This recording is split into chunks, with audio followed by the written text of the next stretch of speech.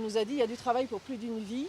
Quand vous serez sur place, il y a des programmes qui vous permettront d'arriver à la résidence permanente. Ne vous inquiétez pas, vous pourrez rester comme vous le voulez. Et aujourd'hui, on n'a plus de solution parce que toutes ces solutions d'accès à la résidence permanente, depuis qu'on est arrivé, tous les programmes ont été fermés. C'est l'histoire de Florence, une travailleuse sociale en santé qui se retrouve empêchée d'avoir sa résidence permanente. Ça, c'est son histoire, mais c'est aussi celle de plusieurs travailleurs et travailleuses temporaires au Québec. Un contrat de travail, c'est un peu une épée de Damoclès. On s'est rendu compte depuis qu'on est là que les politiques, elles changent tellement souvent qu'on ne sait jamais sur quel pied danser. Allez travailler aux urgences, allez travailler auprès des personnes âgées ou des enfants en protection de l'enfance, vous allez voir que nos professions, elles ne sont pas faciles tous les jours.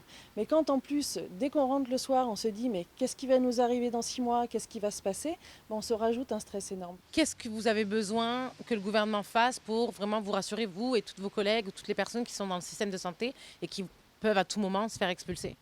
On a besoin que le programme, alors peut-être le PEC qui a été fermé, qui était le programme qui nous permettait d'avoir la résidence permanente, on a besoin qu'un programme réouvre. Peut-être qu'il soit juste pour pas forcément juste pour les professionnels de la santé, mais en tout cas qu'on ait ces portes-là pour pouvoir rester. Pour le porte-parole de l'opposition en matière d'immigration, cette situation est inacceptable puisque le domaine de la santé vit depuis déjà un moment une grande pénurie. C'est une situation que je déplore vivement parce que on a invité ces gens-là ici au Québec.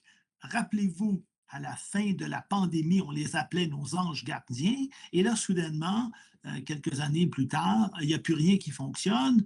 Et le discours politique du premier ministre Legault a complètement changé sur l'immigration.